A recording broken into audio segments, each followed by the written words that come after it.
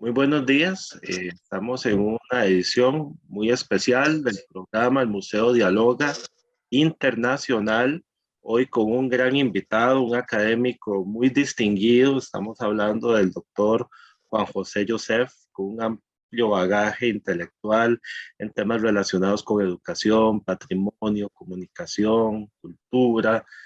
En fin, hoy es un día para aprender mucho, escuchando al maestro Juan José Joseph que bueno, queremos tal vez antes de propiamente darle la palabra, hacer una pequeña presentación de su bagaje que es amplio, que es muy nutrido, ¿verdad?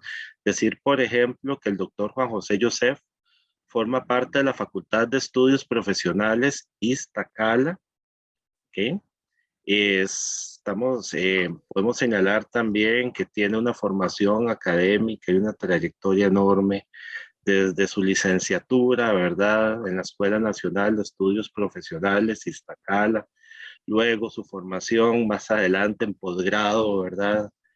Y bueno, en fin, tanto que podemos conversar aquí sobre solo la presentación de su currículum, de sus publicaciones, nos puede llevar muchísimo, muchísimo tiempo, ¿verdad?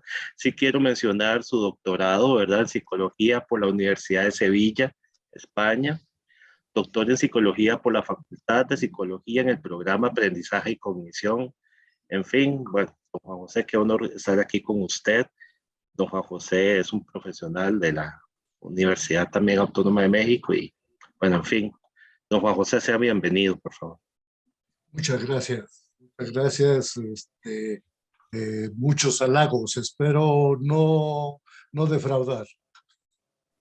No, no, es para nosotros, repito, es un gran honor en el programa El Museo Dialoga, una producción del Museo de Cultura Popular de la Escuela de Historia. Bueno, además del doctor Youssef, contamos con un grupo de invitados, amigos del programa, amigos de don Juan José, ¿verdad? Como el maestro Juan Daniel Ramírez, quien ha sido también parte de nuestro espacio, ha compartido con nosotros, un maestro de la Universidad Pablo de Olavide. Igual también tenemos a otros reconocidos invitados como doña Rebeca Velasco, doña Fanny Lucero González, en fin, sean todos y todas bienvenidos y bienvenidas. Y doctor, el espacio es suyo, ¿verdad? Es un placer escucharle hoy y estamos aquí para aprender. Muy bien. Me gustaría que pusiera la presentación y conforme yo vaya indicándole, vamos cambiando las diapositivas.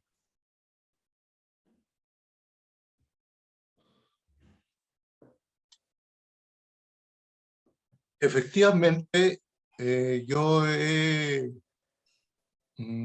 preparado mi discurso en torno de esta presentación y por eso era importante que se tuvieran las láminas y sobre ellas pues voy a abordar algunas cosas. El título obedece a una sugerencia de parte del mismo museo que además me pareció importante, dado el tema, que son cosas que, como bien lo dice, si depende de una facultad de historia, pues es tratar de abordar estas cuestiones que para los psicólogos son aspectos contextuales muy importantes. Voy a dedicarme a leer lo que preparé, porque de otra manera me comería mucho tiempo y quisiera dejar espacio para que comentemos al final. El título, ahí está: el arte, la promoción y derechos humanos en cuanto a los patrimonios tangibles e intangibles de la humanidad en Tonalá, Jalisco, México. En primer lugar, quiero agradecer la invitación para esta exposición charla y agradecer mucho porque me ha permitido sistematizar información que será muy útil para lo que me propongo hacer más adelante. Un documento extenso sobre lo que es la cultura local de Tonalá en el amplio sentido, que permite crear una identidad local ligada a sus expresiones culturales con raíces ancestrales. En segundo lugar, charlar con gente de países hermanos lleva a pensar que los derechos de los pueblos indígenas se conjugan bellamente con los derechos de la cultura material e inmaterial de la humanidad y de este modo abonar para la defensa de los pueblos originarios en América Latina. Tercero, Tonalá, una localidad del estado de Jalisco, que no a mucho recibió el nominativo de ciudad y parte de la zona metropolitana de la ciudad de Guadalajara, capital del estado de Jalisco, este doble carácter de ciudad y parte de la zona metropolitana ha contribuido al deterioro y asedio constante desde el proceso de metropolización y que aquí veremos tangencialmente. A contracorriente, se implementan las defensas por la sociedad civil, la gente de su territorio, de su cultura, tradiciones y costumbres, mucho tienen que ver con los patrimonios material e inmaterial que han caracterizado a esta localidad desde hace más de 5 siglos. Así, miraremos la pujanza en su multiculturalidad al haberse convertido en un centro de expresión de arte popular a gran escala que incluye otros pueblos originarios de la región. Aquí se manufactura, se comercializa una gran cantidad de artesanías que hacen de esta actividad económica la principal en la supervivencia de su. Cuarto, esta localidad, como muchas otras, así como los pueblos que en ella habitan, están luchando y demandando la realización de la legislación constitucional en materia de diversidad cultural, derechos democráticos y ejercicio participativo, sin discriminación, sin ninguneo y en coordinación con las instituciones gubernamentales. Quinto, que he dejado para lo último porque es clave, que este trabajo es colaboración de otras tantas personas que no nombro, pero que forman un equipo como figuras de relevancia en el análisis, promoción y lucha por la cultura de Tonalá. Y son la maestra Elizabeth Nuño Gutiérrez, promotora cultural, el maestro Manuel Prieto Nuño, cronista y el Tastual Mayor, Rodolfo Pilar Reyes, a quien no puedo separar de su descendencia, colega y premio de la Juventud de Jalisco, el maestro Rodolfo Alex Pila III. Todos ellos han colaborado con el autor de esta presentación y mucho de lo que aquí se dice proviene de su discurso, de su acción y de su... Aunque lo que digo, como lo digo, es exclusiva responsabilidad mía. De lo demás, se hace mención de ellos a lo largo de esta. Desde aquí, como colofón, a mis agradecimientos, mando un saludo al doctor Juan Daniel Ramírez, que ha mediado en esta invitación. No son los únicos. Mi trabajo de casi 15 años se ha nutrido de muchas más cosas y que estén en espera de ser.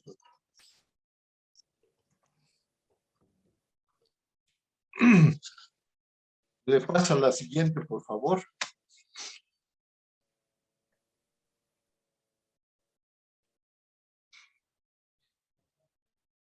Yo hablo de la globalización y el término es un término compuesto, ¿sí? Un montaje de la palabra global y local. Quiero decir que al mismo tiempo que se es local, se es global. Al mismo tiempo que se es global, se es local. ¿Por qué empezar por esta noción? Porque las artes populares serán lanzadas al estatus de artes en cuanto a lo local y lo vernáculo, con lo que las artesanías tonaltecas se elevarán a la categoría de universal. Lo local se lanza a lo universal y en este universo todos los mundos son posibles. Esta es una frase que el ejército zapatista ha usado para tratar de admitir la diversidad en el mundo. es que la diversidad se liga a los derechos humanos. Todas las culturas son patrimonio de la humanidad, puesto que el principio de uno en lo diverso es un principio que está reconocido en los derechos. Siguiente, por favor. El occidente de México fue lo último que se conquistó por los españoles. Se hizo a sangre y fuego con una cota importante de muertes, de tlatoanis, de lenguas y de macehuales. Además de la conquista tardía llevada a cabo por uno de los más sanguinarios, Nuño de Guzmán. La resistencia también fue como no se había hecho en otros lados del país. Los mismos aztecas, dominantes en el momento que llegan los españoles, a los chichimecas se les consideraba los más salvajes por sus costumbres ancestrales y porque tenían un modo muy rudimentario de guerrear, pero al mismo tiempo difícil de vencer. Muchísimas culturas que predominaban desde la zona sur de la que hoy es Estados Unidos y toda la costa del Pacífico, que además es muy accidentada por la orografía y de difícil habitar por la fauna que predominaba en ese entonces. Los misioneros, por ejemplo, hablaban de que las nubes de mosquitos era algo insoportable. Las lenguas, muchas de ellas protomangues y protoaztecas, recibieron la puntilla de su extinción cuando el rey Felipe II decretó al náhuatl como la lengua franca para comunicarse con. En este contexto, las tradiciones y costumbres, ceremonias, ritos, así como labores, el cultivo de la obsidiana y la cerámica de barro de los ídolos que conservaron hasta que los religiosos que habitaron la región de estos pueblos indígenas orientaron la alfarería hacia la producción comercial y doméstica. Hacían recipientes para el agua e ídolos para el entrenamiento de la población. Después de la conquista empezaron con diseños españoles. La alfarería fue una de las pocas actividades que no se regimentaron ni se agruparon en gremios, puesto que no afectaba la economía de la colonia ni de la corona. La siguiente, por favor. Tonalá, Jalisco, zona metropolitana de la ciudad capital, Guadalajara. Franciscanos y agustinos orientaron las artes mecánicas de estos lugareños para que se dedicaran a la producción para sí y para la exportación. En ese entonces, la loza de Tonalá irradió por la región y también más allá de las fronteras, sobre todo hacia la patria, a la madre patria.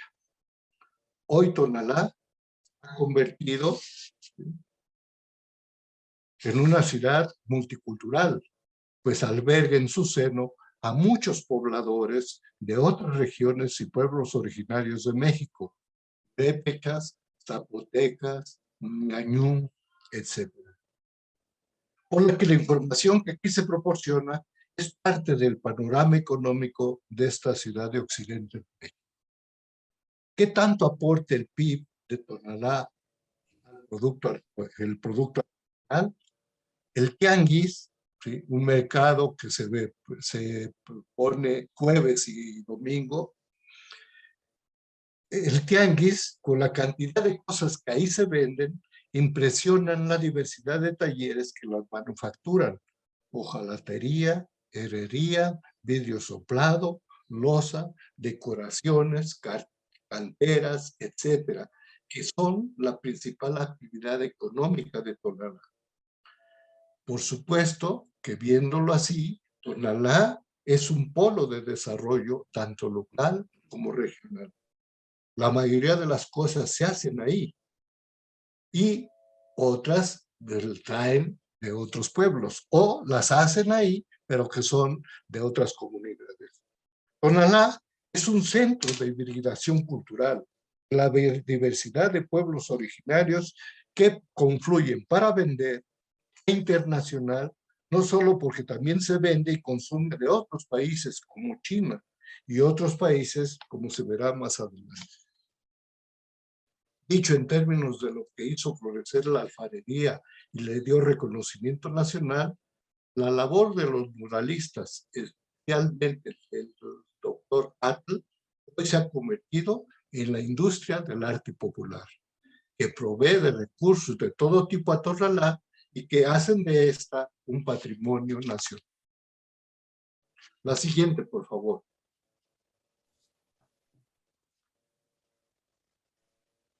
Nada más para ver, pues, aunque sea una arista económica aquí que tiene que ver con el Producto Interno Bruto y el flujo comercial que se establece en Tonalá. Las ventas internacionales de Tonalá en 2021 fueron de 46 millones de dólares, las cuales crecieron un 38.5% respecto al año anterior. Los productos con mayor nivel de ventas internacionales en 2021 fueron estatuillas y demás artículos para adorno de cerámica, 10 millones.2 de dólares. Artículos de confitería sin cacao, chocolate blanco, 5.55 millones. Y asientos convertibles o no en camas y parques, otro tanto. $4.48 millones de dólares. Principalmente internacional, en febrero de 2022, fue estatuillas y demás artículos para adorno de cerámica. Aquí no hay que perder de vista esto, que fueron 735, ¿sí? Kilogramos, no, serán millones de dólares. Los principales destinos de venta internacionales fueron Estados Unidos. Y ojo, para lo que estamos reproduciendo de este país que nos invitó, Costa Rica y Japón. La fuente es la Secretaría de Economía del gobierno. ¿Qué quiere decir con esto? ¿Sí? Que Tonalá basa su economía, ¿sí?, en la producción, en la comercialización y la publicitación de los artículos de barro. Vamos a ver ahora cuántos y cómo está la situación de Tonalá. Por favor, la siguiente. De hecho, esto a mí me ha llevado a pensar, ¿sí?, quizás exageradamente, que Tonalá es lo que en un inicio fue tanto Roma como Florencia en términos del desarrollo de las artes en el Renacimiento. Lo vamos a ver por qué. Tonalá es un centro donde existen una gran cantidad de talleres. Estos que aquí menciono solamente son talleres que están registrados por el gobierno, pero existen muchísimos, muchísimos que no están registrados. Nada más para que se den una idea. 519 titulares de talleres, de ellos 130 son de mujeres. O sea, quiere decir que los titulares son los dueños, dueños que pueden tener a toda la familia trabajando o a algunos trabajadores. De hecho, se habla de talleres familiares cuando son menores de 10 contribuyentes. O cuando ya tienen más de 20, se consideran talleres manufactureros. Y de ahí, pues, que se dice que incluye talleres familiares o donde hay trabajador remunerado, ¿sí?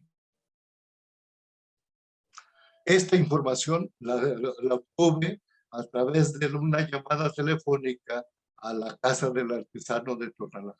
No me quisieron dar mayores detalles porque necesitaba hacerlo por un documento y era muy guía, ¿sí? Pero además de estos talleres artesanales, hay talleres de alfarería, loza de esos, hay loza vidriada, cerámica de alta temperatura, herrería, papel maché y un montón que tienen que ver con la madera, el vidrio, etcétera. Sigue, por favor. Con este panorama, ¿sí?, yo digo, es posible entonces hablar de la localidad. Y que esto será un tema que lo voy a tocar muy brevemente. Me voy a concentrar en los patrimonios tangibles e intangibles, particularmente en la alfarería, por un lado, y por otro lado, en algo que a mí me ha llamado mucho la atención y que además es una fiesta popular que prácticamente la gente se la pasa todo el año preparándose para ella, que son la fiesta de los Taspanes.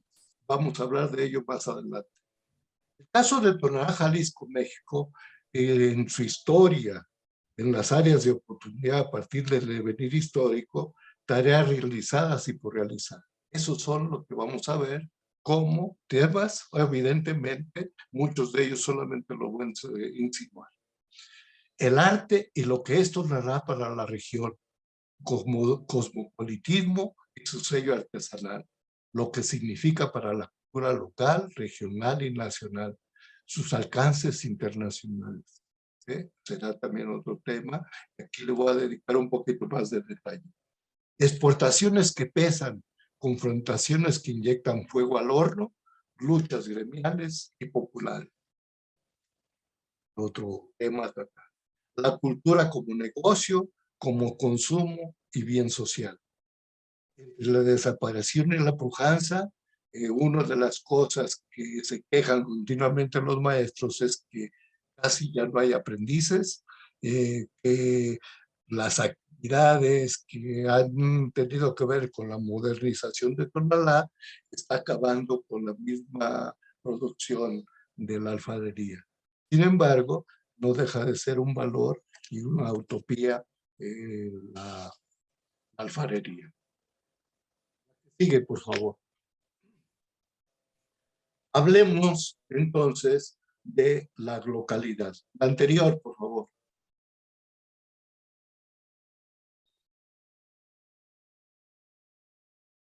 Esa. Dice, en la historia de México, la diversidad de las culturas y los pueblos originarios se ha caracterizado por altibajos en la política de resistencia, y a ello han contribuido sus tradiciones y costumbres, actividades que dan muestra de la pervivencia de su cultura material e inmaterial. En los años 90 vienen a conjugarse los derechos de los pueblos indios para hacer aflorar la reivindicación de sus derechos sobre tierras y sus expresiones culturales. Especialmente en el occidente de México, perviven una pluralidad de manifestaciones culturales que recibieron el mote desde antes de la conquista de chichimecas. Aquí se englobaron muchos pueblos y culturas, seminómadas y nómadas, pero que ellas llegaron a tener una especie de federación que los unificaba ante los afanes de dominación de las culturas dominantes del entonces Mesoamérica. No obstante, pudieron sobrevivir en la frontera que crearon contra la invasión de los mexicas. Bárbaros, en la jerga azteca es el término chichimeca. Y así fue como los encuentran los españoles en la segunda ola de conquista que se dedicó a depredar todo el occidente. Formaron parte de la segunda audiencia y los sometieron a sangre y fuego. Precisamente estos hechos se refieren en su danza, considerada de conquista, pero que los pocos años de haberse instituido como variante de las danzas de cristianos contra moros, terminó por invertirse su sentido y constituirse en una manifestación cultural de resistencia y que sería motivo para no olvidar esos hechos guerreros que reivindicaron la valentía de estos pueblos.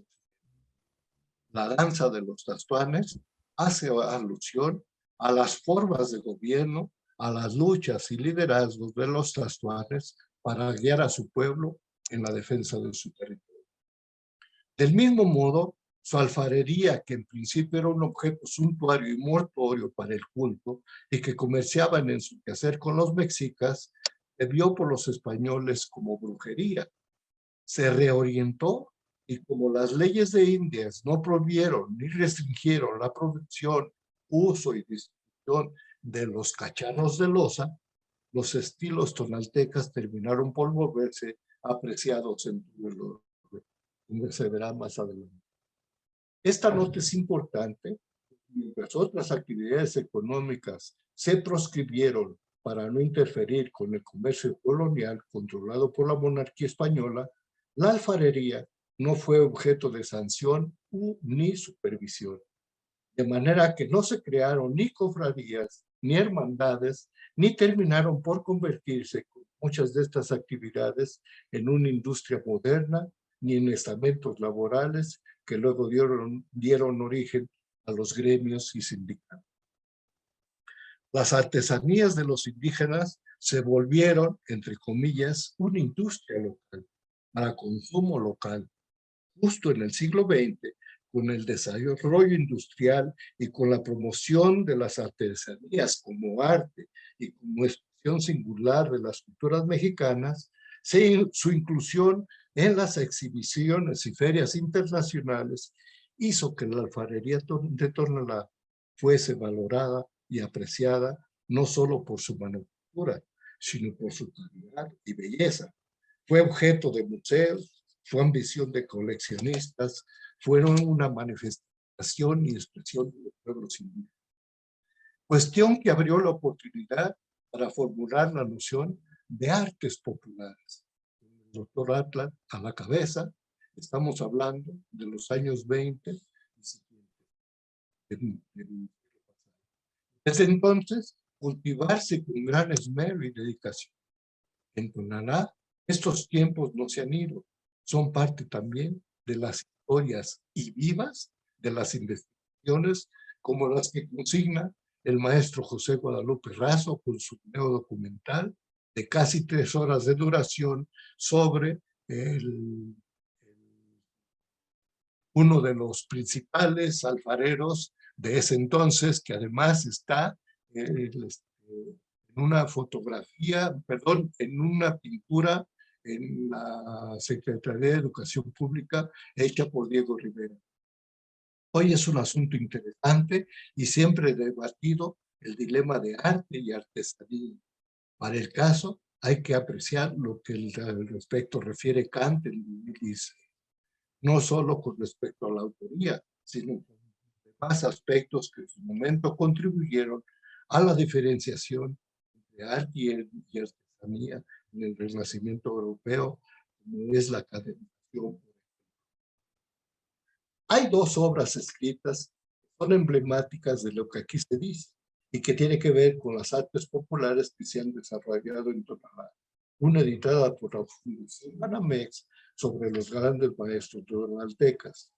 Dentro de esta parte de los alcances globales, también se notan aquellos aspectos paradójicos que ha introducido la modernización y la globalización, de los cuales hablaremos más adelante. Pobreza, deterioro ambiental, delincuencia organizada, con poca gestión ciudadana o corriente de la gestión. Por supuesto, pros y áreas de oportunidad que salen de lo local para internacionalizarse a través de las redes sociales que ha promovido el resto de la siguiente, por favor. Eso es en cuanto a lo... Ahora veamos lo local. Por supuesto que las artesanías no se restringen a la alfarería, aunque este es el lado histórico y de prestigio que le ha dado renombre a Tonalá. La tradición, dentro de la modernidad, se ha vuelto un arma de uso para hacer valer nacional e internacionalmente el barro de todo lo que se hace de alfarería y de cerámica. La calidad del barro, la forma de trabajarlo, la manera en que se bruñen las piezas y la quema, sin olvidar, por supuesto, la decoración que hace singular y parte de la cultura de la milpa. Si hacemos caso de lo que expresa el maestro Salvador Vázquez Carmona, en el barro, en sus obras, está su historia. lo que ha sido Tonalá como pueblo de indios, lo que eran sus actividades como parte del campo, además de que hay otras historias ligadas a la historia oral, a las leyendas que se plasman también en barro.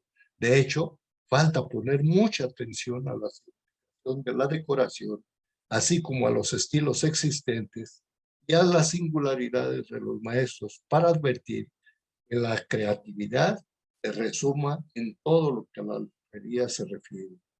Alguien alguna vez manifestó que los tonaltecas son una dualidad paradójica, pacientes y creativos en el trabajo alfarero y cerámico, y simultáneamente bravos, guerreros y estoicos ante el dolor, ante las situaciones y las desgracias, que sabiéndolas cultivar, templan el ánimo y construyen el carácter guerrero para enfrentar las adversidades de la vida. Esto a través de la danza de los pastuanos.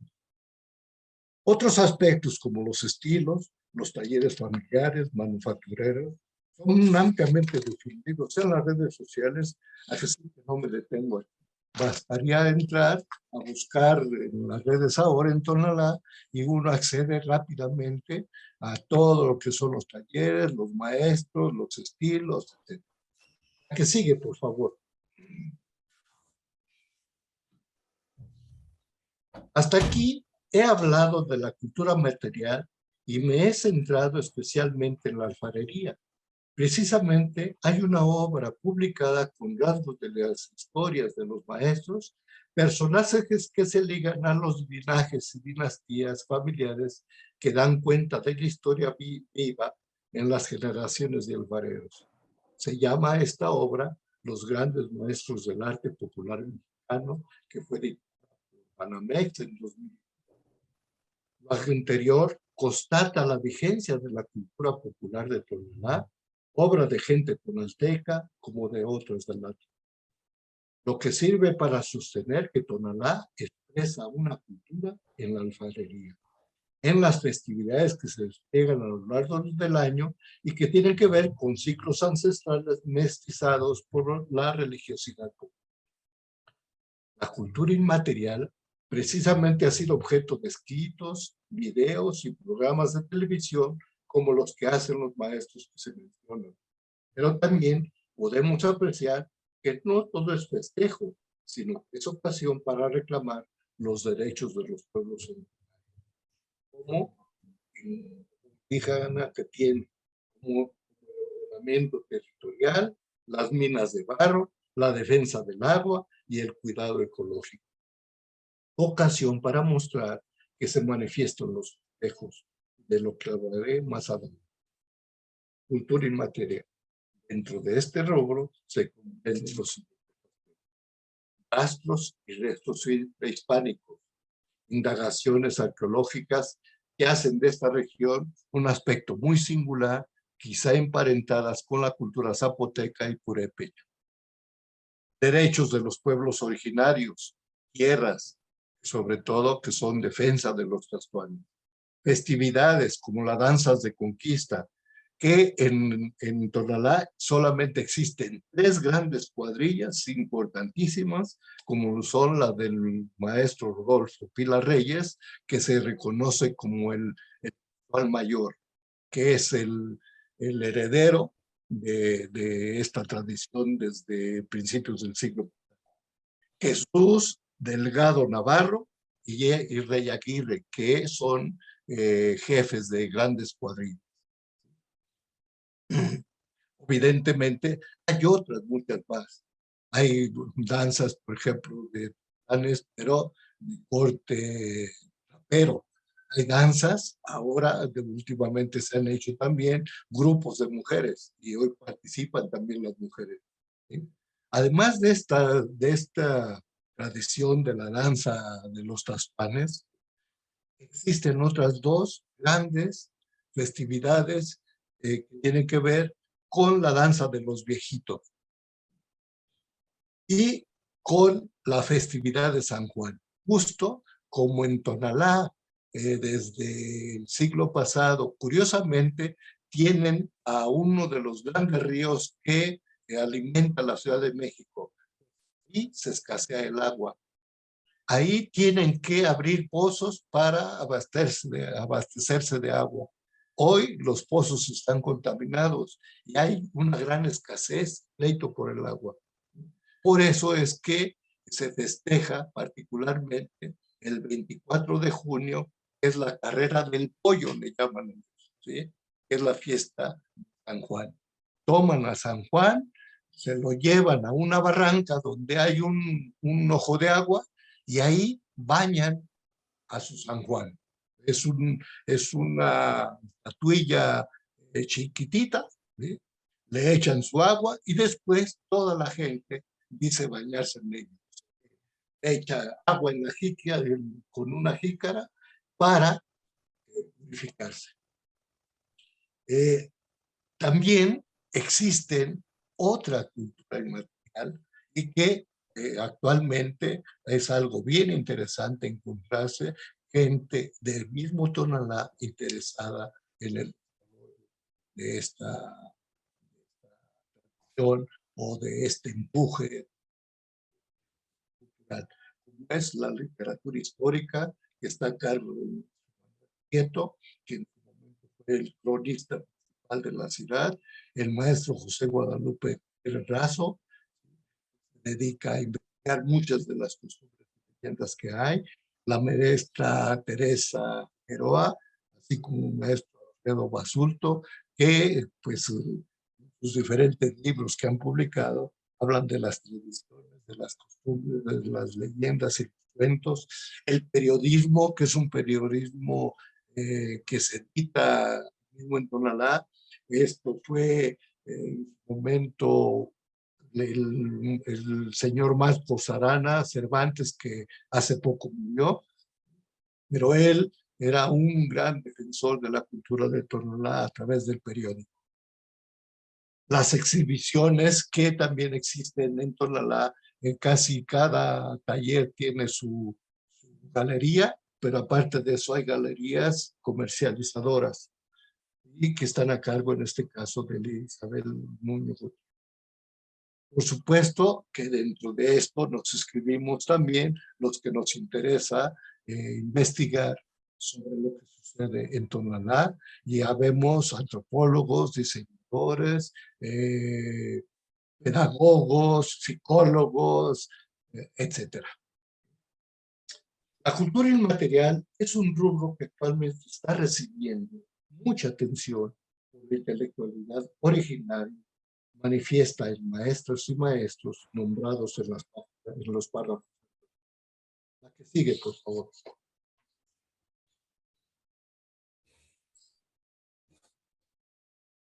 Aquí vamos a acercarnos un poquito entonces a estas dos manifestaciones que es la alfarería y a la danza de los tazones. La que sigue, por favor. Vamos a ver de la alfarería. Me ha gustado este moto que además fue manejado por el ejército zapatista. Decían, vamos a cambiar para seguir siendo los mismos. Vamos a ver cómo en la alfarería se han introducido innovaciones, pero ¿sí?, la tradición no se pierde. Y tenemos los estilos, ¿sí? Hay dos manifestaciones emblemáticas por ser ancestrales y conservarse en su mismo tradicional y caminante. En todo se resuma historia, en todo se expresa la cultura material, el barro duro o tieso y blando, colores y engobes, todos de óxido, terrosos, acrílico, todo hecho a mano, aunque en algunos se empieza a usar el torno de mano o de pedal, maquinaria para mezclar y amasar las arcillas y el barro, horno de leña, de gas, de baja y alta temperatura. Estilos de barro, entre estos son muy apreciados sobre todo por el barro bruñido.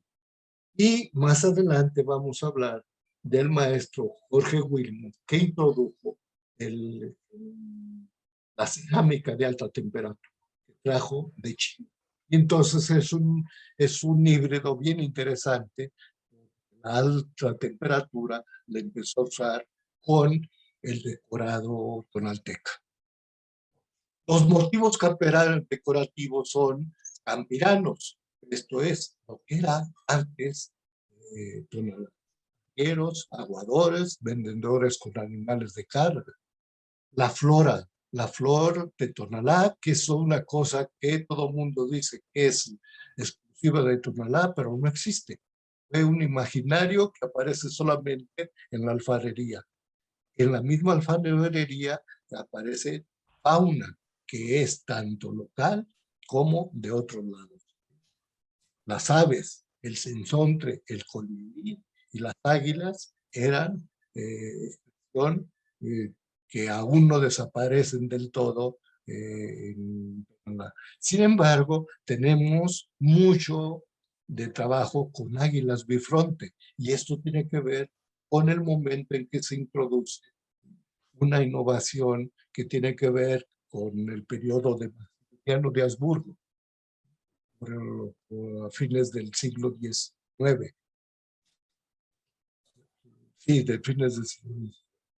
Otros que son muy emblemáticos y casi particulares de México es el tlacuache y la tortuga. Y por supuesto, lo que es la cultura de las costumbres y tradiciones. Los nahuales, el Santiago, los tastuanes y mucho de la vestimenta ornato, que fue en su momento una característica que se tomó para hablar de la mexicanidad de los pueblos mexicanos. Esto es, fue un emblema que se usó por el gobierno para promover la nación mexicana, darle identidad al territorio que hoy habitamos. Lo que sigue, por favor. No me detengo ahí porque de esto hay excelentes muestras en YouTube y Facebook que maestros y gobiernos se han encargado de publicitar con muchos motivos, dar a conocer y conocimiento, publicitar la calidad y el proceso, así como el valor sentimental y estético de lo que hace y cómo se hace. Hablemos de los tastuanes. Y aquí un poco de historia. La que sigue, por favor. Empecemos por mencionar el año en que Nuño de Guzmán, uno de los conquistadores más sanguinarios, se presenta a Tonalan a demandar sometimiento. En 1530, justo este personaje, la mujer, que está ahí en la foto, es la gobernanta de la región que nucleaba a otras etnias, Sigualpili. Como hay tlaxcaltecas, jefes o personas que tienen la palabra y que liderean a sus comunidades, no están muy de acuerdo con la intención pacifista de Sigualpili, y ocurre un altercado que motiva la rebelión y los hechos de sangre. En la mitología surgen la figura de los rebeldes, los tazuanes enfrentándose al ejército español, que además venía con una cantidad impresionante de guerreros tlaxcaltecas y purépechas que contribuyeron a la derrota de los aztecas, a huir a las cuevas, malheridos, a restablecerse a escondidas. Y ahí es donde aparece por primera vez la máscara de los tazuanes. La máscara de los tazuanes, hay muchas sabandijas en la cara. ¿Qué quiere decir? Que muchos de ellos se sanaron y estaban moribundos, pero de ahí resurgieron en la danza. La danza de los tastuanes es una muestra teatral, con escenario, escenas y parlamentos que en clave dejan apreciar cómo se era, qué se pensaba, qué conflictos existieron, cómo era su forma de hacer la guerra, de enfrentar al enemigo, en qué consistían las muestras de dominación, cómo se sacrificaba al vencido, cómo éste, si era grande, se transfiguraba en un ser mitológico con poderes. Algunas de estas afirmaciones se pueden retomar de la obra de Hurtado Solís, una arqueóloga que se dedicó a a buscar el origen de la danza y a documentarla. Otras están por probarse, haciéndose un análisis detallado de la obra, de los personajes, de la indumentaria de los parlamentos. No sin dejar de considerar que esta danza no es privativa de Tonalá, sino que se extiende por todo el territorio amplio que va desde las fronteras de Zacatecas hasta las regiones habitadas por los zapotecos, el mismo de Tehuantepec, Oaxaca, que en sus variantes y terminan por convertirse en una familia de danza de tascuanes. Tascuanes en la que la figura de Tenamaxtli, un indio insurrecto e indomable, que fue mandado a la corte española para morir allá y que actualmente es la figura emblemática de los derechos humanos de los pueblos indios de la región de Occidente, que va más allá de Zacatecas al norte para cubrir lo que hoy son los estados de Nayarit, Sinaloa, Sonora y Chihuahua. Danza sincrética que amalgama muchísimas cosas traídas por los conquistadores, pero igualmente incorpora particularidades de estos pueblos que se extendían por todo el occidente. Hay que decir además que esta región, por su orografía y geografía, era una región relativa inhóspita. En busca de riqueza de la región, encontraron los españoles las grandes minas de oro y plata que ambicionaban los conquistadores. Pero está tan viva como se originó en la batalla del Cerro de la Reina. La que sigue, por favor. En esta tesitura de resistencia, la danza de los tastuanes, desde principios del siglo XX, se restableció con pujanza y denuedo, en buena medida por los territorios indios que estaban siendo saqueados a resultas de la modernización. No ha terminado este litigio, tampoco se deja de comercializar y quitar las tierras comunales que aquí en Tonalá cuentan con un lugar mítico, emblemático, el Cerro de la Reina o el Cerro de Hualpín. Y sobre todo, que se considera un espacio para la filtración de ese líquido tan preciado y que desde hace mucho tiempo escasea en Tonalá, el agua. Por todos lados se puede mirar que los pozos de agua fueron la fuente para abastecerse, pero también son los espacios más contaminados y más desde que los años 70, con la expansión de la ciudad de Guadalajara, Tonalá se constituyó en su gran basurero. La figura del Tastuán se ha convertido en el jefe, en la figura importante que ha de defender a su pueblo de las injusticias. Los Tastuanes como conjunto, grupo que se reúnen para luchar contra algo que parece invencible, el enemigo sin rostro que es el capitalismo. Mito y realidad se entrecruzan para hacer de los tonaltecas luchadores tesoneros.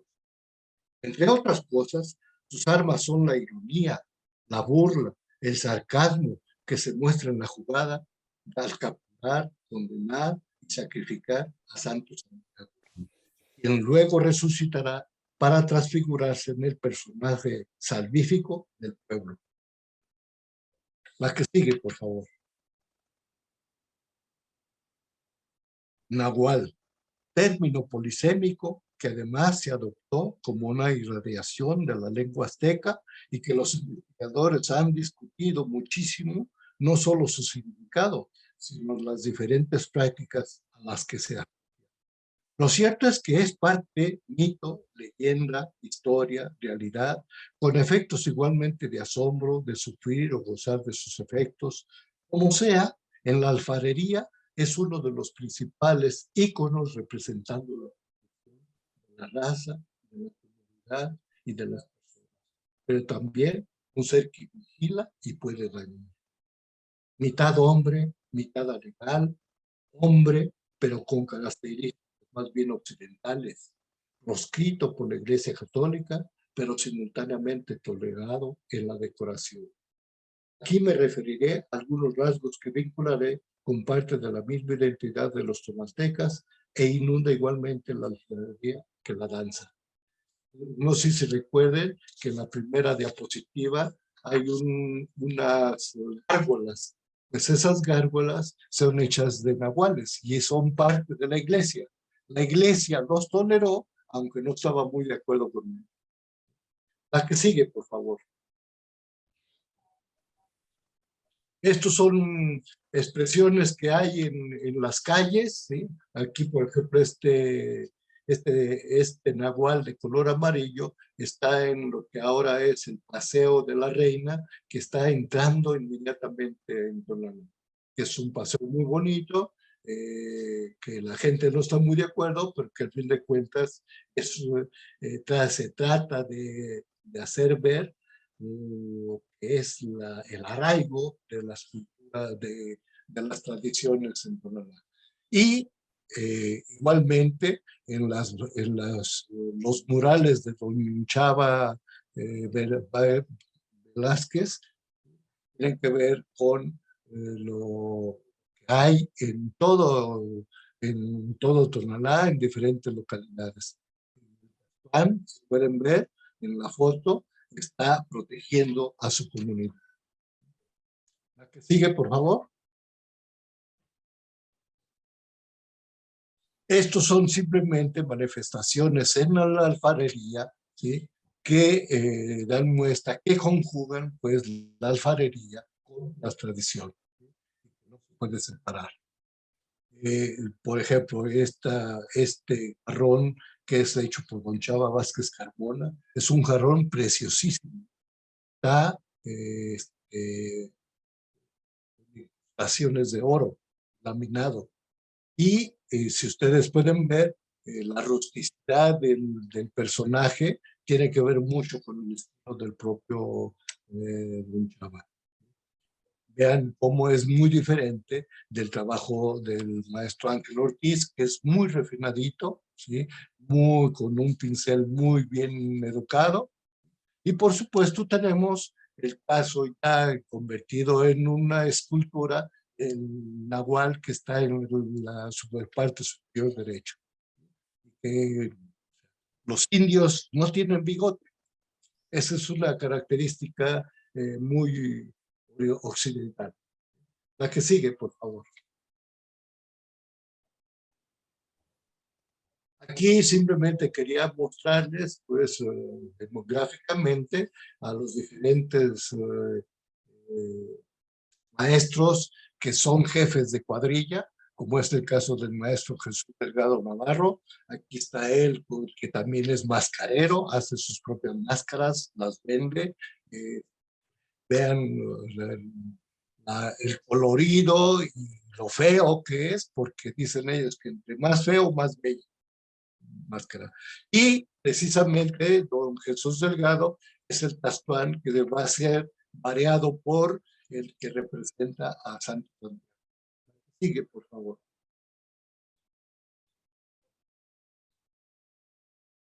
Aquí tenemos al Tastuán mayor, que es el heredero de la tradición de los Tastuanes. Este es el Tastuán mayor, ¿sí? El abuelo. Vamos a tener aquí abajito en la parte izquierda, inferior, a Rodolfo Alex Pila, que es nieto del maestro Rodolfo, pero que además recibió el premio de Jalisco a la juventud por su trabajo que ha hecho de promover,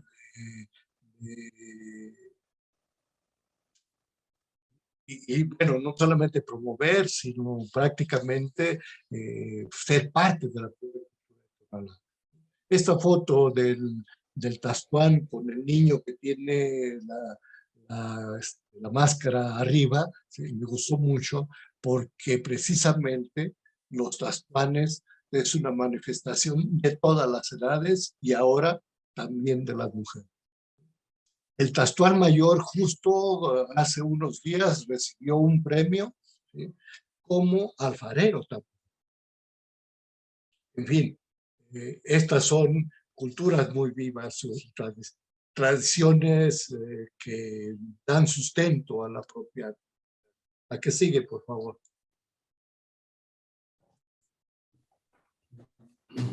Aquí está el grupo del maestro Rey Aguirre, ¿sí? Aquí lo tenemos él haciendo su máscara, él tiene otro cuadrilla, él es más plástico, pero al mismo tiempo ha introducido muchas variantes, ¿sí? Y vean, lleno de colorido.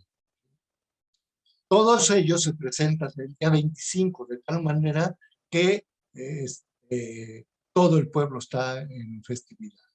Y todo el día, desde las 9 de la mañana hasta las 8 de la noche, hay jugadas como ellos. La danza de los trastuanes, llamada también jugada, es tan popular que además de las 3 cuadrillas más importantes, existen grupos de jóvenes y de mujeres. Participan igualmente niños que adultos. Y durante todo el 25 de julio hay jugada desde las 9 de la mañana hasta las 7 u 8 de la noche. Cada cuadrilla tiene su particularidad. Fiesta que se prepara con bastante antelación. Además de volcar el entusiasmo en las calles, también ha retomado su papel de resistencia a la cultura dominante. La familia Pila ha sido el bastión y la heredera de esa defensa de los derechos de los pueblos originarios. Sigue, por favor.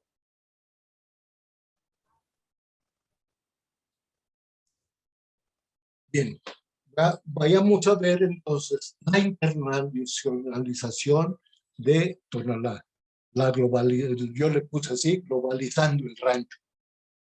Desde tiempos de Porfirio Díaz, con su afán modernizador, y para dar a conocer de lo que éramos capaces en las industrias nacionales, signos de identidad, el barro de Tonalá tomó aires internacionales. Estas exposiciones internacionales hicieron posible que, junto a la cerámica china sevillana, que proliferaba en la élite del país y en muchos otros países, parte de otras latitudes, así se considera la loza de Tonalá, que empezó por mostrar otro lado, además de la importancia que tenía en el uso. El doctor Atl, particularmente en 1921, en sus 2 tomos, expresa lo que era la alfarería del tonalteca. Muestra la admiración, la internacionalización, el coleccionismo y la comercialización de las artes populares de. No será hasta la Feria de Sevilla en 1929 que, al triunfo de la Revolución Mexicana, el indígena toma carta de nacionalización y figura emblemática de la nacionalidad mexicana.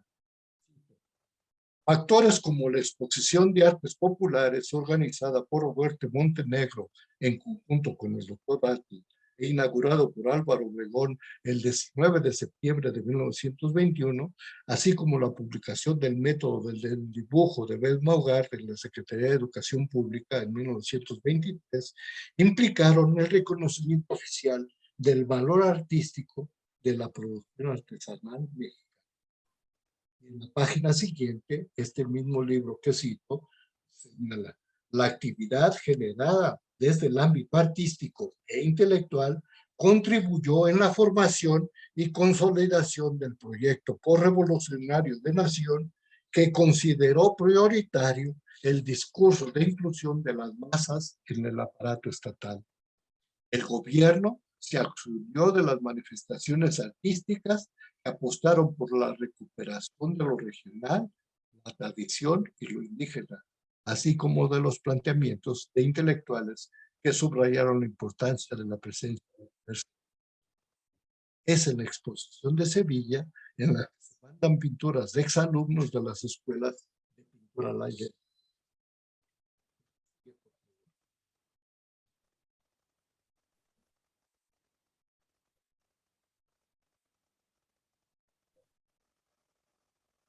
Aquí son simplemente fotos de las diferentes ferias internacionales que eran para promover las industrias de los países, y si ustedes pueden ver, ahí Juan Daniel puede muy bien identificar el edificio de México que ocupó pues la sede que ocupó México para hacer su exposición en 1921.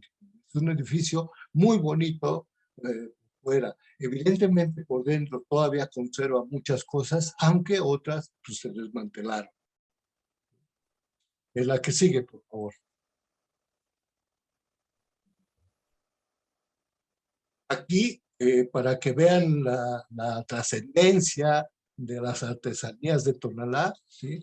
La parte superior izquierda está don Amado Galván, representado en una pintura que está en la SEP y que es de Diego Rivera. Justo es la fotografía que está abajo, y de ahí se copió para la pintura. Y las dos cacharros que están a la izquierda abajo, ¿sí? Son obras del mismo maestro Galván, ¿sí? Fueron expuestas por el doctor Atl, que ahí está.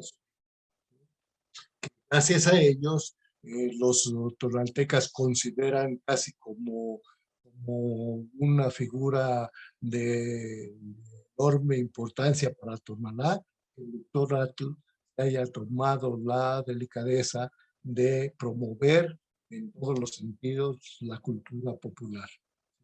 Adelante, por favor. Hoy, ¿sí? Está viendo este interés y bueno, certámenes, concursos, premiaciones, promociones, todo esto hace de la alfarería y la cerámica de Tonalá una cultura viva. Dice por ahí un historiador del arte que la competencia lo que hace es promover la creatividad y que gracias a estos certámenes hay unas obras que están en los museos que son muy importantes, muy bonitas. Sigue, por favor.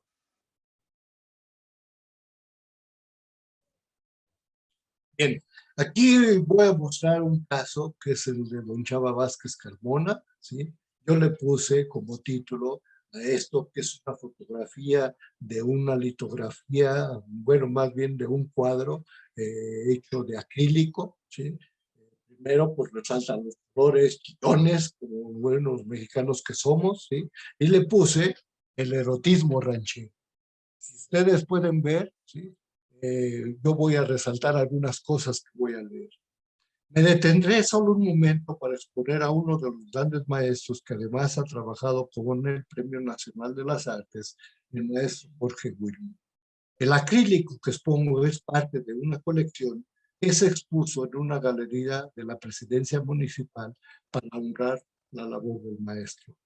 Este ejemplo, que no es el único, es por demás ilustrativo de muchas cosas que reivindican la historia de lo que ha sido Tonalá, pero que también deja ver un girón de su actuar en torno a la sexualidad.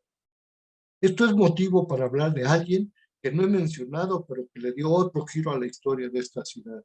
Me refiero a Jorge Wilmot, un norteño de Nuevo León que, preparado en el extranjero, en Europa, en Asia, trae a Tonalá la idea de la industria, otras técnicas y sobre todo un impulso a toda la creatividad artesanal en sus diversas manifestaciones.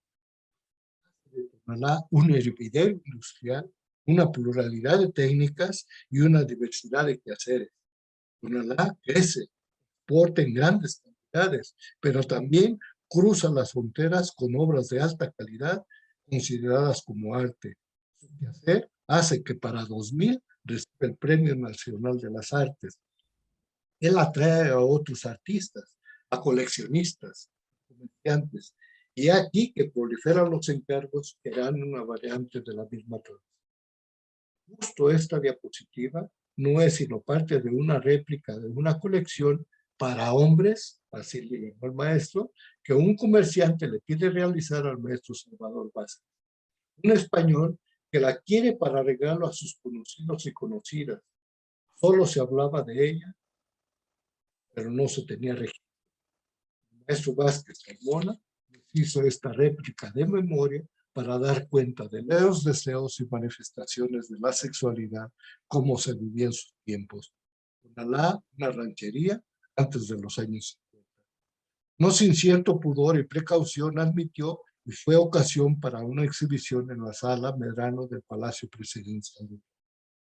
La obra, así como comentaba, son rústicos por el motivo, la decoración en sus manifestaciones y las pintadas, la flora, nopales, magueyes, el sol tonalteca, la vestimenta de los personajes, la fauna, que en este caso es un burro y que era el medio de carga para transportar agua y loza, que se puede mirar en los objetos de la parte inferior, los sombreros típicos de la región de ala ancha.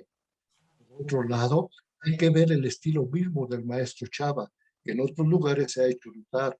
Un ojo que es muy seguro que Picasso lo retomó de aquí. Un ojo que mira directo, grande, como pintado de frente, con cierto tono infantil. Los monos, como Don Chava lo expresa, de los personajes, son más que tridimensionales, siluetas pintadas de lado, para no tener que enfrentar los rasgos y detalles. Hay cierto uso de la perspectiva, pero lo que resalta de ello es cómo los invitados a la fiesta, entre comillas, son fisgones que tienen que enterarse sin participar, sino de modo indirecto. Cierto que Don Chava toda su vida ha sido alfarero y sin dejar de serlo, hace estos acrílicos de madera en una superficie plana para distribuir su historia. El motivo principal al centro y los figurinos en el cero, desde arriba o a hurtadillas, como la mujer. La que sigue, por favor.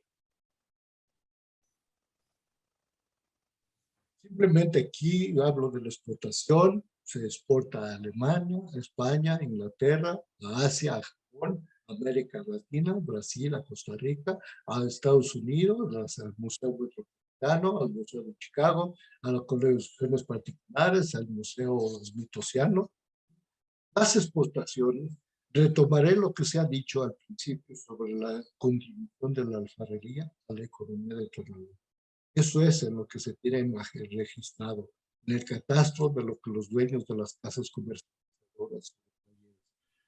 Y quiero resaltar es que mucho de lo que se exporta no pasa por la mirada de la autoridad comercial, sino que es parte de lo que sucede entre maestro alfarero y consumidor. Se ha hecho posible y facilitado enormemente por las redes sociales que permiten la publicación, la comunicación entre productor y consumidor. Cuestión que, como lo menciona Gombrich, introduce muchas variantes e innovaciones gracias a las demandas de los coleccionistas y consumidores que hacen su cuenta por encargo. De la misma manera, Richard Sennett menciona cómo el artesanado en la actualidad no deja de ser una confrontación con el gran capital y la fabricación en serie de lo que quiere a mano, a pedido del consumidor, quien aprecie el producto y entra en una relación personalizada con el artesano. Sennett no deja de sugerirnos que el artesanado es un modo de resistir al capitalismo más y la fabricación de piezas en serie, industrial y con máquina para crear productos. Los maestros refieren de lo bien que vende el precio, de lo admirado de su obra y su proceso, pero que no es sino un quehacer que dura su tiempo, además de la paciencia que requiere la misma autoría en todo su proceso de la cadena operativa, de colección del barro, amatado, modelado o moldado, secado, lijado, decorado y luego quemado. Justo ante el gran capital, la industrialización y la mecanización fue que se alzó la voz de los creadores del movimiento Art and Craft a fines del siglo XIX. Es lo que miramos en el de los maestros alfareros y su relación con la clientela del orbe. Para Sennett es un modo alternativo ligado a las organizaciones de base, las comunidades rurales, campesinas e indígenas. La que sigue. Pero no todo es halago, también hay serios problemas, como lo puedo observar en las referencias que hay de lo que eran Roma y Florencia en el Renacimiento. Hay mucha pobreza, mucha mendicidad, mucha contaminación. Algo así sucede aquí, con esto termino, ¿sí? Aquí, por ejemplo, arriba, en la parte izquierda, tenemos un problema de escolaridad. La maestra de esa figura se ha dedicado a promover la lectoescritura en las calles, en los barrios pobres, ¿sí? Y con niños que definitivamente, por lo que sea, no pueden asistir a la escuela. Hay serios problemas de contaminación.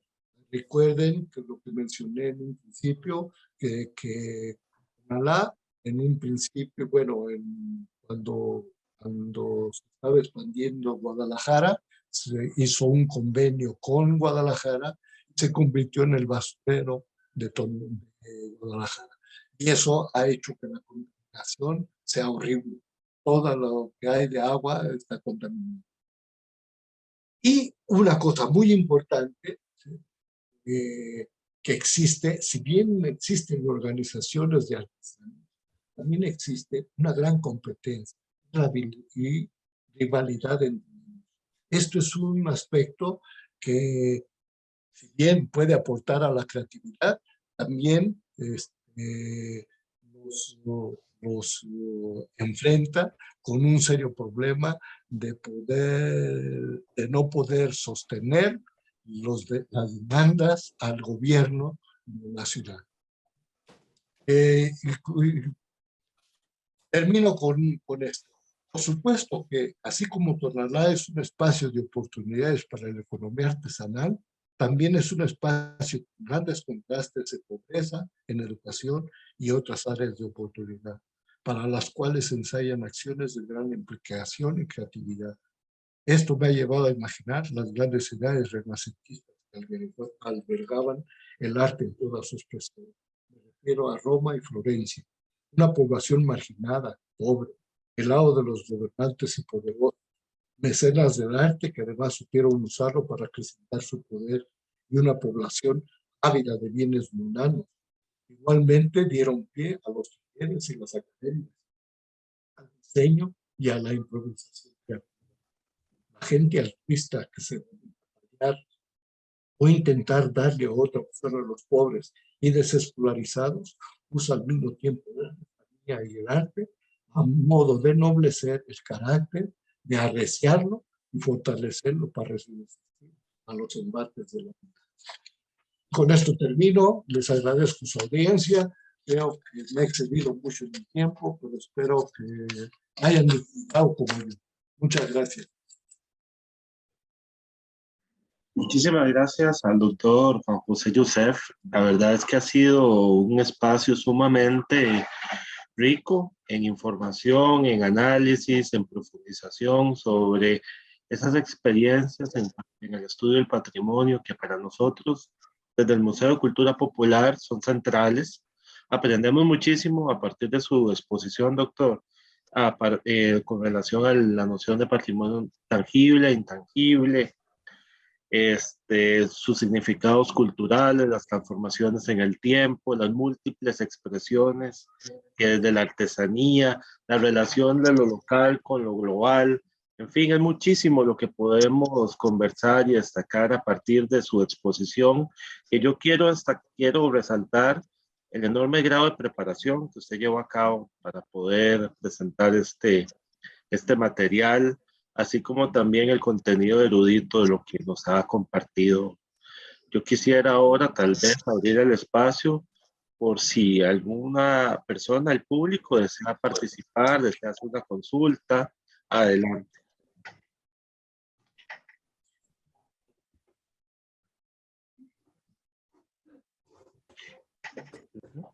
No sé si el doctor Juan Daniel Ramírez desea compartirnos unas palabras. Sí, sí. Lo que pasa es que digo, estoy esperando a ver si alguna otra palabra se puede presentar. Bien, me gustaría hacer bueno, el trabajo sobre Tonalá, que en este momento el profesor Youssef está cercano a redondear, por así decirlo. Él dice a terminar, yo digo que a redondear, porque estoy seguro de que su pasión por Tonalá no va a acabar ahora. Tonalá va a dar mucho juego en su investigación etnopsicológica, por así decirlo, ¿no? Etnológica por una parte y psicológica por otra, porque yo conozco un poco sus estudios, sus observaciones sobre cómo aprenden, por ejemplo, los aprendices, los niños, los primeros pasos en el manejo de la cerámica, y eso es todo un campo de estudio e investigación extraordinario del que yo estoy seguro se va a seguir nutriendo por mucho tiempo. Así que él dice, yo ya me decía estos días de atrás, voy a ir a Tonalá para terminar mi trabajo, y yo pensaba ahora mientras le oía que quizás vaya a Tonalá para redondear una fase de su trabajo y tal vez crear un horizonte de investigación y un horizonte epistémico nuevo, por así decirlo. Esa es la impresión que tengo.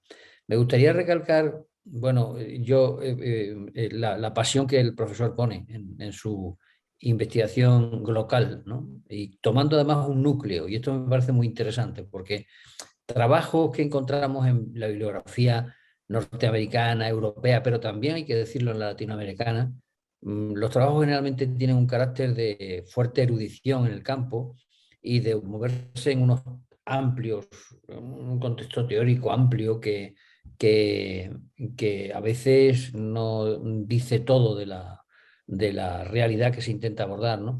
En este caso yo creo que hay una aproximación étnica intensa que permite conocer todos los planos y que además todos esos planos se van montando, yo diría, como un mosaico.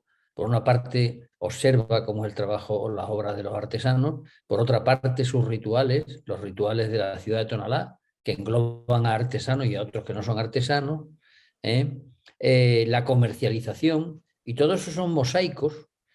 Yo soy muy poco dado a mantener una teoría que implemente tantos fenómenos en conjunto, pero creo que hay un modo de pensar en mosaicos que debería ser más considerado en el campo de las ciencias sociales. Tengo un trabajo aquí, tengo un trabajo aquí, tengo un trabajo aquí, y además voy intentando conseguir una articulación, tanto desde un punto de vista étnico, pero también desde un punto de vista cultural extenso, ¿no? Solamente le quiero plantear una única pregunta. Yo creo que él ha sido, al principio me parecía muy atrevido, y durante su intervención me ha parecido perfectamente comprensible. Cuando él dice, yo analizo Tonalá como un espacio en el que puede estar dándose un fenómeno parecido al que se da en Florencia o en Roma. En ese momento me quedé un poco, como decimos en España, patidifuso, ¿no? Me parece, bueno, esto es una pretensión fuerte. Claro que dicho por mí, evidentemente esto podría reflejar un eurocentrismo diciendo por qué, pues creo que sí. Un eurocentrismo diciendo, bueno, pues es que él valora su historia y no considera fenómenos culturales como el que está abordando en este caso el profesor Youssef. Pues yo creo que al final de la conversación me ha parecido que se debe entender así. Se debe entender como un fenómeno como se dieron en su momento en Florencia o en Roma. Y diré por qué. Él habla de la contaminación, de los problemas de la droga, de una sociedad que tiene sus problemas como las han tenido todas. Y cuando vemos la historia de Florencia o de Roma, siempre nos concentramos exclusivamente en las grandes obras y en los grandes genios. Eso es un problema que sí es eminentemente eurocéntrico, porque realmente Florencia y Roma en aquellos años estaba sumido en la pobreza. Solamente los grandes ricos banqueros dirigían la ciudad con mano dura, en el caso de Florencia, ¿no? Esto es indudable y es conocido. Pero el resto de la sociedad era eminentemente pobre, excepto una burguesía que empezaba a aflorar poco a poco. Así que los problemas a lo mejor no eran tan distintos.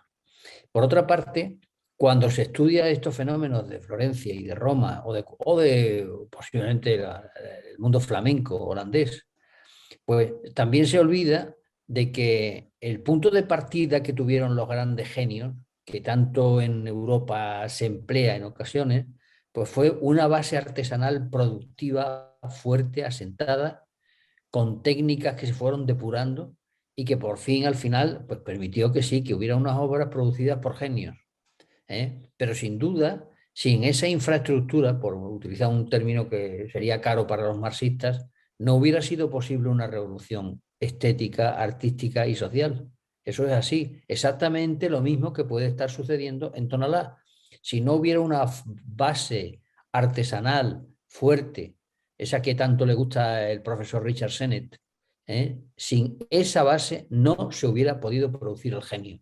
Esto es muy importante, que yo creo que no deberíamos olvidar. Por lo tanto, quiero, digamos, mostrar desde aquí mi interés y felicitarlo por hacer un paralelismo que en el fondo no está tan lejos como nos podemos imaginar, entre las grandes revoluciones culturales y artísticas europeas y, por supuesto, la que se está produciendo en este momento en Tonalá y posiblemente en otros muchos puntos, en donde lo étnico había quedado marginado.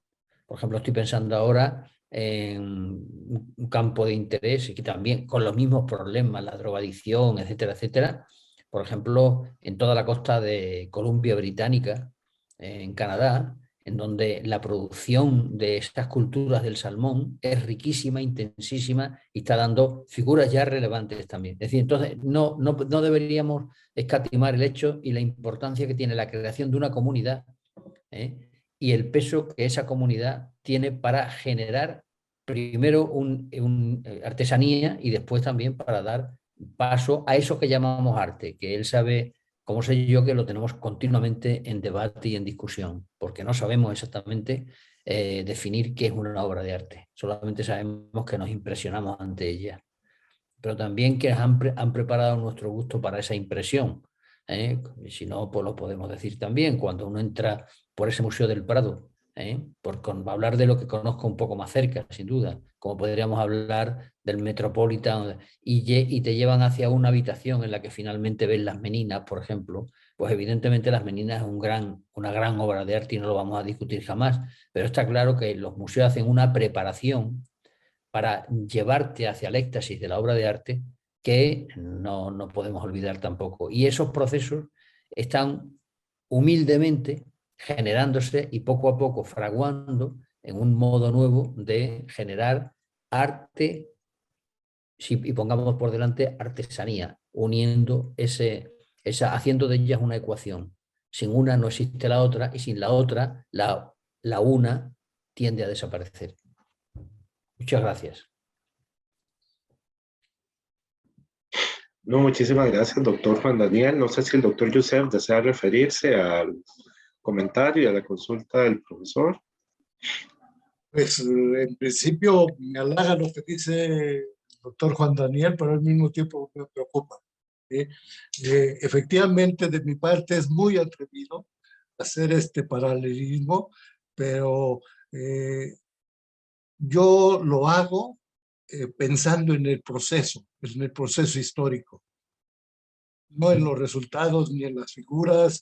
Evidentemente dista mucho la técnica de los artesanos de Tonalá, pero justo este es un problema que es parte de la misma historia de Tonalá. Y aquí quiero resaltar algo, ¿sí? Algo que no he dicho porque no lo tengo suficientemente trabajado y argumentado, pero las academias en Florencia y en Roma fueron una parte muy importante para formar la exquisitez del arte en Florencia y en Roma. Muchos maestros de Tonalá aún les cuesta trabajo hablar. Y en buena medida el artista también es un retórico. Cuando me he encontrado con maestros que saben hablar, que tienen un discurso grandilocuente, no solamente logran extasiar a quien les quiere comprar, sino que lo convencen, lo envuelven en un halo casi de misterio, ¿sí? Le hacen apreciar justamente su belleza. Yo creo que una de las cosas que están trabajándose y que tiene que ver con la institución educativa que se asentó ya en Tonalá, ¿sí? Que tiene dentro de su seno la preparación de artistas en nanotecnología, ¿sí? seguramente el día de mañana van a dar oportunidad a que se tengan mejores argumentos, ¿sí?, para que la artesanía deje de ser. Yo he visto cómo muchos artesanos actualmente en el mundo, que son a la vez escritores, ¿sí?, nos permiten apreciar la belleza de la alfarería. Y que efectivamente ahí es cuando coincido con Juan Daniel, es difícil poder decir esto es artesanía o esto es arte. Yo creo que empiezan a surgir los mismos intelectuales de Tonalá. Al principio yo no lo advertía, los he estado advirtiendo, he estado en relación con ellos y creo que ellos van a aportar una parte muy importante en apreciar este valor artístico de lo que produce Tonalá, no solamente en la alfarería, sino en en todas las artesanías. Por supuesto que, por último,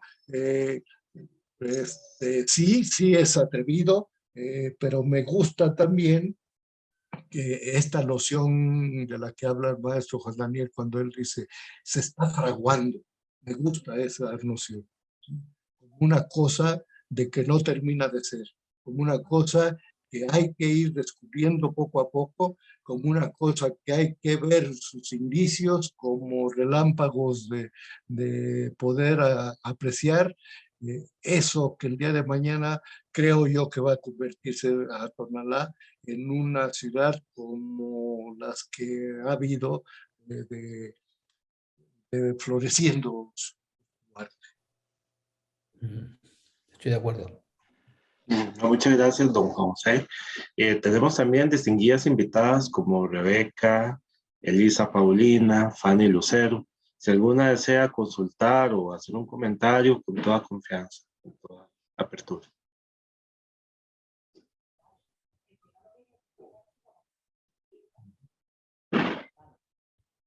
Ay, hola, ¿qué tal? Hola, ya no pude levantar mi mano, pero aquí soy Rebeca. Híjole, no tengo como una pregunta y además me desconecté un ratito y me da como pena en parte formular una pregunta como tal, pero pues primero que nada quiero felicitar a Joseph, agradecerle por invitarnos. Yo soy una alumna suya, ¿no?, de psicología, y de alguna manera eso me parece que con él, la historia que comparto con él, tengo un poco también de conocimiento de su trayectoria, del estudio que ha hecho. Precisamente ahorita pensaba en esta, quería abrir mi cámara, ahí estoy, para que me vean un poquito, sí. En ese mosaico, como lo mencionan, probablemente se le puede llamar de otro modo, pero ese mosaico que constituye la investigación que se hace, pero sé que uno de los ejes fundamentales, porque es parte de la formación que nos ha dado el profesor Joseph, uno de los ejes fundamentales es ese trabajo local, ese trabajo situado, ¿no?, etnográfico, desde la psicología, que parece como nuestro principal soporte. Muchos de nosotros nos hemos trasladado al interés de un trabajo antropológico precisamente, y nos ha impulsado el propio Joseph a pensar en esos escenarios situados y en esas prácticas situadas. Cuando el trabajo de Joseph, bueno, pues empieza como precisamente a interesarse, a apasionarse, como ya lo dicen también, y a situarse en Tonalá, también me parece que todo Tonalá se desborda para pues para mostrar algo sobre este oficio de la alfarería, pero también mostrar muchas cosas más, la infancia y otros tantos aspectos de la propia localidad, ¿no? Hay muchas cosas interesantes en relación a los paralelismos que se podrían hacer con otras comunidades, con otros sitios, ¿no?, del mundo, pero bueno, yo creo que independientemente como de las semejanzas, lo interesante de un trabajo situado es como lo que el propio espacio dice y de alguna manera como que otorga para el estudio. Bueno, estoy nada más como contextualizando un poco mi visión, lo que puedo sintetizar. quizá me gustaría nada más encaminarme a pensar en que independientemente como de la formación más formal, más dura, digamos, de la psicología, de la antropología, de la etnografía o de la etnología, yo creo que uno de los aciertos que a mí me parece como muy, muy importante es como el desborde del sujeto humano, ¿no? Que es Joseph. La erudición, la formación es sumamente valiosa, pero yo no puedo perder de vista que al estar, o sea, yo veo de repente hasta en una foto o en lo que nos cuenta el profesor Joseph, veo su presencia en Tonalá compartiendo con los artesanos, compartiendo con los niños, ¿no?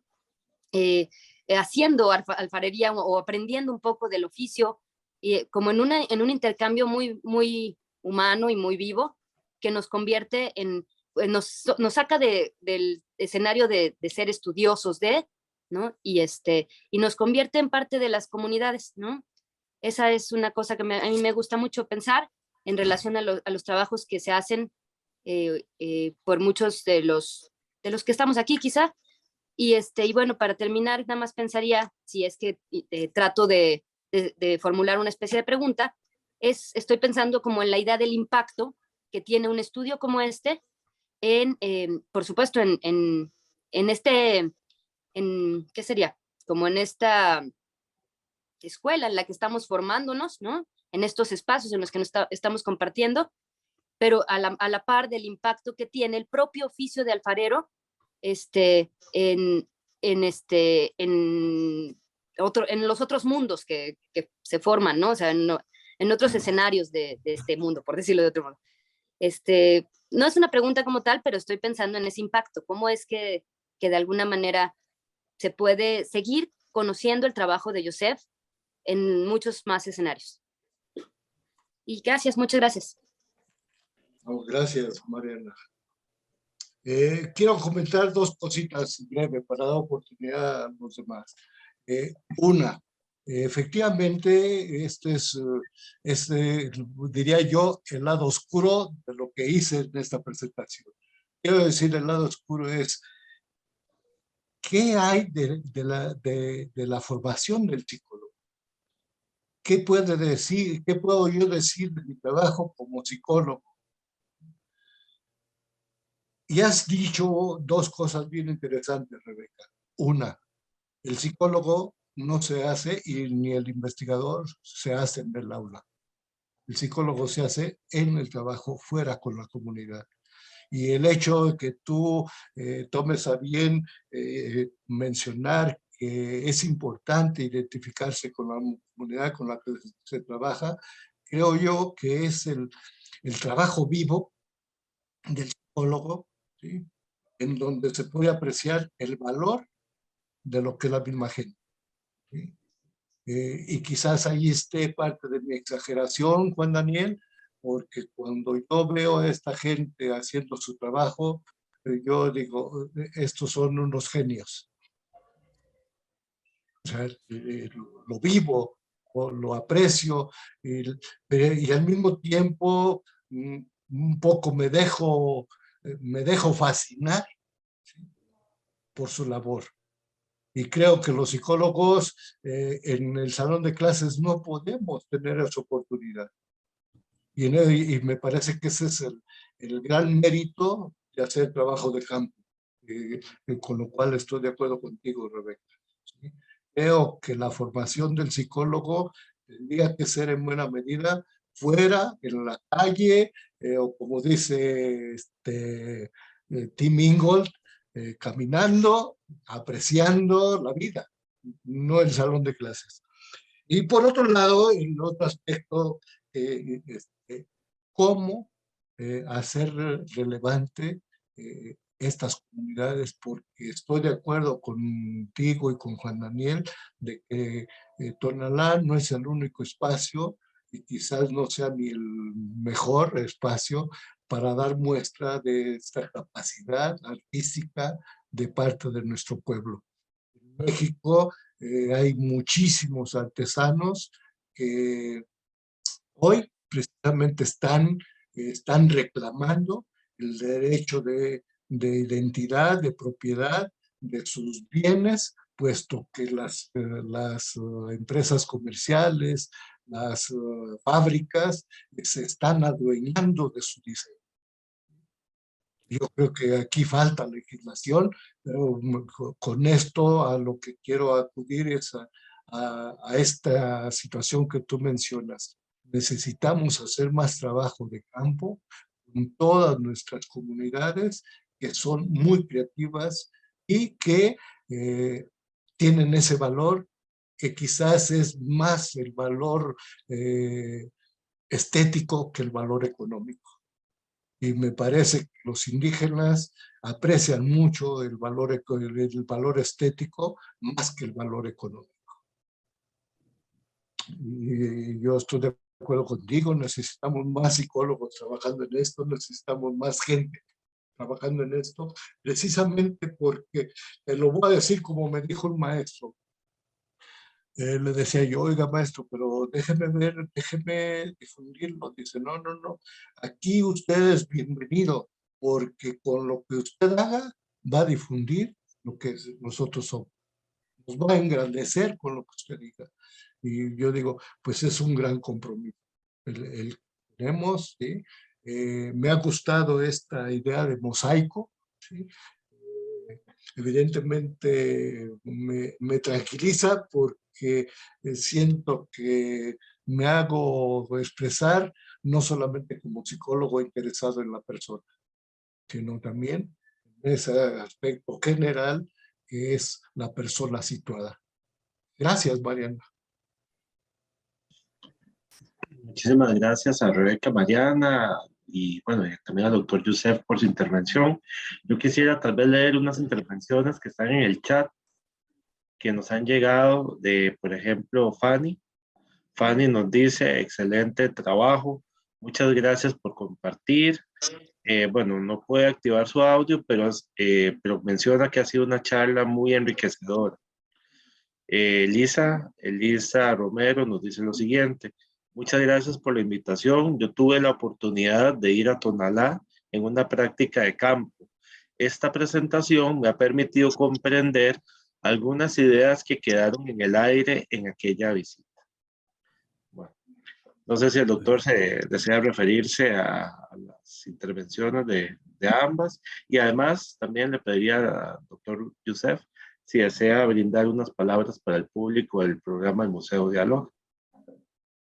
Pues en primer lugar, me parece que mis compañeros, que ahora, como dice Mariana, que si en un principio fueron mis alumnos, hoy son mis colegas, son mis compañeros de trabajo, ¿sí? Yo los aprecio mucho, les aprecio sus palabras también, les agradezco haber atendido a mi invitación a que ustedes me acompañaran.